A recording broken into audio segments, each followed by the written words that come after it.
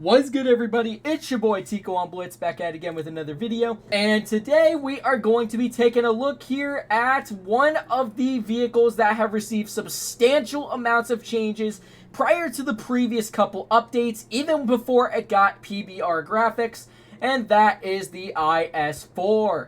This is the Tier 10 Soviet Tech Tree Heavy.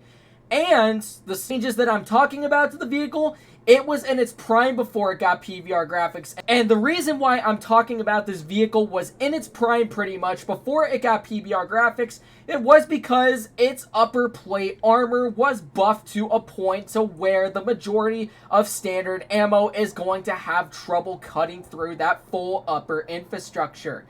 And then apart from later updates, it finally got nerfed, and they have decided to nerf its maneuverability while at it, which comes to the stage that it is currently in today, where prior to the maneuverability nerf, they decided to give it another maneuverability buff. And what do I mean by that? I'm talking about super speed boost. So the tank has finally got super speed boost apart from the full line while at it, from the KV4 to the IS-4. So when we go and take a look at the stats of the vehicle, you can see that the front of its turret is upwards of 238, while the front of its hull is upwards of 140. And if we take a look at the armor profile from a WZ-111-5A's perspective, what I mean when I say that the full upper infrastructure is able to be overmatched with standard ammo is now the case still prior to this day with the PBR graphics that this vehicle features. So the full-on upper infrastructure is upwards of 240 millimeters thick, and then the full-on lower plate is upwards of 160. There's some troll spots on the vehicle, like the upper portions of the track wheels right here. Doesn't say, unless if I load in the heats, then it will say that it's upwards of 450 millimeters thick. Apart from that, the turret seems extremely troll as well. The full sides of the turret are pretty thick, if I'm not going to be mistaken, upwards of 400 as well. Then the full-on gun mantlet, 390 to 400 millimeters thick, as a matter of fact. When I load in the heats, it really doesn't make much of a difference. Apart from the upper plate, there's a little bit of small spots that open up on the turret, but it doesn't really make much of a difference considering that the WZ-111-5A's heat pen, when not running calibrated, is still under normal capacity to what I would picture with a heavy tank. However, when I do run the calibrated shells, apart from the previous update to when calibrated shells got a substantial buff, apart from certain tanks, now that the WZ-111-5A now has upwards of 330-ish millimeters of heat pen, now can open up to more vulnerable spots that can be easily overmatched on this vehicle. Now having 310 on the underside of the turret, then the cheeks right here can be overmatched upwards of 250 as a matter of fact. Apart from the vehicle's 6 degrees of gun depression, this is what it would look like with normal AP. That upper plate is now going to be pretty much an auto ricochet considering how thick it is. However, when I load in the heats, it's really just not going to make much of a difference. When I am also running the calibrated shells, you can see how thick of armor this is. Upwards of 350 when used whole down. Then if we go ahead and make our way over towards the side of the vehicle, you can see the side of the turret is actually extremely strong as well. 260 to 270 on the front plate of the turret. Then the rear is upwards of 196. Apart from some troll spots right here that occur within the side of the turret as well. Then the full-on side of the tank is upwards of 130 while at it. And then if we make our way over to the rear, the back of the turret, absolutely still pretty thick, upwards of 170. Then the full-on rear is also extremely thick, upwards of 130 to just a plain 109.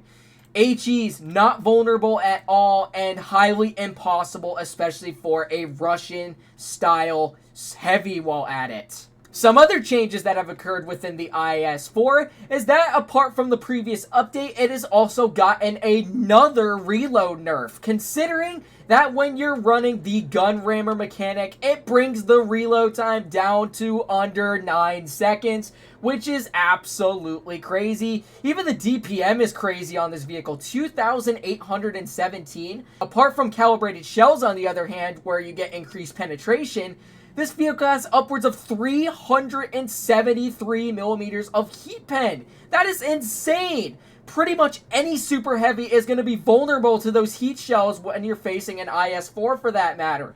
Apart from personal preference, I would just choose whether to run one or the other, but for the purpose of this video, because I like the shorter reload times, and I already know that the tank already has pretty solid pen, having upwards of 330 on the heat pen,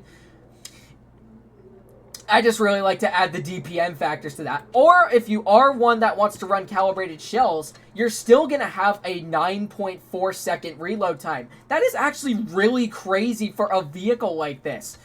So anyways, we're just going to stick to the gun rammer mechanic and then make our way over and check out the rest of the stats. So anyways, the alpha damage on this vehicle, 420 on the standard, 360 on the premium, and 500 on the high explosive, combined with a very reasonable 4.8 second aiming time with 0.277 dispersion, apart from Refined Gun getting a substantial buff as well for certain vehicles, as a matter of fact, and now their dispersion factors are pretty much going to be through the roof, and the majority of shells that you currently aim in are going to hit where exactly you aim no matter what. So then if we make our way back over towards the maneuverability section, the tank goes at a top speed of 42 with a reverse of 14 with a pretty reasonable power to weight of 14.9. So we are going to get into a couple of games here in the IS-4 and see how we can fare well. Surprisingly enough, this was the first ever tier 10 that I have decided to grind to.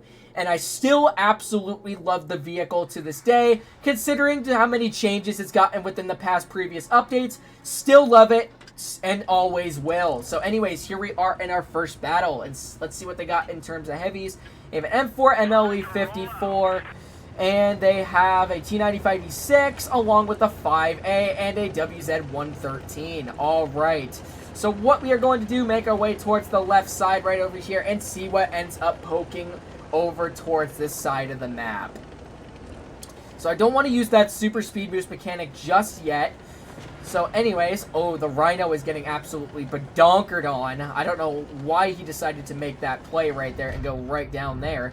So we do got the WZ right there. We're able to aim in a nice shot into his upper plate right there and take a majority of his hit points away. So I'm just going to go ahead, continue backing on down a little bit. The 95E6 is over here, as a matter of fact, and I want to turn my attention towards him. So anyways, we're just going to move on over just a little bit. Let's see, are we able to spot the 95? Unfortunately, we are not. However, we are able to spot the M4. Let's see if he's going to poke. Yep, angled the side of his turret. We're able to get a nice shell into the side of his turret, for that matter. We got the 9 colors over towards the right side of me, so I did want to back up just a little bit because I know that tank is a potential threat considering how deadly of turret armor that thing has. So anyways, let's see what else we can spot. Now the 95E6 did end up pushing on upwards a little bit. Also got a TVP off in the back. Are we able to spot him? We are, but not able to get a shell into him at the moment. Got that 95E6 still over there. Looks like the 9 colors moved on backwards a little bit. So let's see. Is that TVP going to end up pushing on forward? I hope he does. So I'm just going to continue chilling right there. Oh, he does end up moving on backwards. There's a nice solid chunk of damage for 452. We're going to reload once again, see if we can get another one if he does end up poking, for that matter. Alright, we also got that 9 colors off to the side too. So, I'm going to go ahead and move on over just a tiny bit. Oh, never mind. Looks like the TVP is going to continue moving on. Okay. Well, it looks like he is out of danger now. So, we're going to move on a little bit towards the 95E6 right over here. See if we can get some solid chunk of hit points taken out of his vehicle. Unless if the TVP does end up moving onward towards me, which it appears it's not going to be the case. We got the 95E6 right there. There's a nice solid chunk for 479 into his vehicle. So we're going to reload once again. We're going to put on our fast reload. As a matter of fact, he does manage to get a bounce on me. We are seeing his hatch at the moment. Oh, unfortunately, the cell just goes a little to the left. So anyways, I can't complain. So we are going to go ahead and fire in a missing shell. Apparently didn't go to the outcome as I expected, but this is a loss regardless. I mean, we tried our best, but unfortunately it didn't turn out to the outcome the way I expected. So we're going to try to get another slap into that 95E6, so we're going to continue reloading once again. We're going to outmaneuver this guy, so we're going to aim in on his hatch. There we go, another nice tap into the 95E6. Going to continue farming damage to this guy. Oh, but it looks like some of the enemies are annihilating us at the moment. We got that 268 right over to the side. Unfortunately, that did not go to the outcome that I expected. So we're going to use our speed boost and then just back over here. We're going to get a quick slap into this 268 right there. 384 shot into you. We were able to outmaneuver and he misses his shell, so I can't complain. We're going to continue focusing onward towards this 95 right here. Let's see, is he going to continue moving onward towards me? You know what? I'm actually just going to go right at him. I know these vehicles are... oh, I did get the clear on him. Okay, well, apparently my ping ended up. Alright, come on. Can I finish off the TVP? Yes! 2 vehicles finished off. Well, I cannot complain. That was a pretty reasonable battle. Apart from my team not surviving to the best of their ability. So anyways, 3,225, and we were able to block 2,100. As I said, the whole armor change really affected the vehicle not necessarily that much, considering that you could still get a ton of troll bounces on this vehicle, as a matter of fact. It's just that my team couldn't hold to the best of their advantage. So anyways, I'm just going to go ahead and resupply. We're going to get into another battle and see how we can fare well. This is the reason why I continue loving the IS-4, is because of moments like that. The DPM is extremely good, you're able to dump out a very solid chunk of damage, and you're able to get a lot of troll bounces, as a matter of fact. So anyways, here we are in our second battle, and let's see how we can fare well in this one. So we're going to activate our speed boost already, and you can already see that because the IS-7 actually got a nerf in the previous update as well, prior to activating my super speed boost, we are clearly faster than him, which is absolutely hilarious. Considering that this vehicle on PC and console is not faster than the IS-7. So anyways, we're just going to continue moving onwards over here. Let's see what ends up poking. So it looks like nobody's coming over to base C at the moment, so unless if they do, let's see what ends up poking this way. So I am planting myself in a pretty solid spot at the moment, unless if some of their vehicles end up pushing. Oh, we got the E100. Fortunately, I spoke too soon. Oh, but anyways, he gets a solid chunk of hit points dealt into his vehicle. Let's see what else they got in terms of that. Oh, he's going to continue moseying on upwards, so I do want to back up just a little bit. Or if I got some help with me. Okay, perfect. So anyways, here comes the E100. Currently cannot pen his turret at the moment. I don't know why I took that shot, as a matter of fact. And wow, we actually penned that on the side of my turret. Of course, gotta love RNG at times. But you are done, good sir. So goodbye, Mr. E100. Got a 183 over towards the side. Oh, and we actually surprisingly get a bounce on our side, as a matter of fact. We got an E3 over here too, so let's see if I can dump a solid ricochet into his upper infrastructure. Unfortunate upon my behalf, so he's gonna poke once again, I guarantee that, but he is hull down, and that is something I do not want to mess with. So I'm just gonna go ahead back on up just a little bit, because I know E3s are absolutely insane, especially when they're hull down. So you know what, I'm just gonna go ahead, continue moseying on over to this side. Enemies are flanking us at the moment, so you know what, I'm going to use my speed boost, try to get out of this danger zone, focus on some of these enemies right over here. Got that bat chat off to the side right there, not able to spot him at the moment, so let's see what else ends up poking on out. Okay, so we kind of put ourselves in a little bit of a pickle, because now we basically cornered ourselves. Oh, we got a 260 right there, but I do want to focus my attention towards that enemy M48, as we do get a solid chunk of hit points dealt into him, and we got a bat chat off to the side as well. And I do want to be careful, because there's a 183 off in the back right there, and I do not want all of my hit points to be blunked by him. There's a 268 right there too. Unfortunately, we have put ourselves in a very dire situation, so the only thing that I could do is if that bat chat ends up poking, then I can hopefully side scrape. Unless if, let's see, I'm going to put myself in a scrape right here. There we go. You get a bounce from somebody. Oh, BC misses, which is good. So, oh, there we go. There's another bounce from the bat chat right there. So, let's see. 260 is right over here too. So I'm going to continue going in a scrape right here. Unless if that bat chat does end up moving on forward still. Good thing my enemies are doing their best to hold off some of the other enemies right behind us. They're actually doing a pretty good job, as a matter of fact. There we go. Another bounce from the bat chat. There we go. Another nice tap into you. We're going to continue remaining in a scrape right there. Another bounce from the bat chat. Let's see. Is he going to get me a third time? Oh, and the enemies do end up winning on base cap. That is highly unfortunate upon our behalf. So, another defeat, but I can't complain. I mean, we did do our best to hold. Another 1580 damage blocked, which is absolutely crazy to even think about. Didn't turn out to the best outcome to what I expected, but I can't complain. We're just going to go ahead and do a third battle while at it. I think this video should be titled, instead of doing a review on the IS-4, Trolley Poly 2.0 pretty much. I think that's what I'm going to call this tank, or this tank review as a matter of fact. So, I do, however, want to get another solid game in this vehicle. So, here we are in game number 3 on Ghost Factory. This is a pretty solid map to demonstrate some positive factors that lead to the IS-4. And what do I mean by that? Heading towards the left side and over to base D. So, anyways, let's see if my team ends up... excuse me, I had a burp right there. Let's see if some of my teammates end up following me over to base D, which does happen to be the case, surprisingly enough. So I'm just going to go ahead over towards base D right here and poke over this ridge line, hold off base D, as a matter of fact. And it looks like some of my allies are just minding their own business pretty much. But anyways, yeah, that's what I'm saying. Move! So I want to poke right behind here and see what ends up poking. There is that 50B right there. We are able to get a nice chunk of damage into him. So we're going to reload once again. Let's see if he ends up poking on out for a second time. Looks like he is probably just going to remain put right there for the time being, unless if he does move forward. So let's see.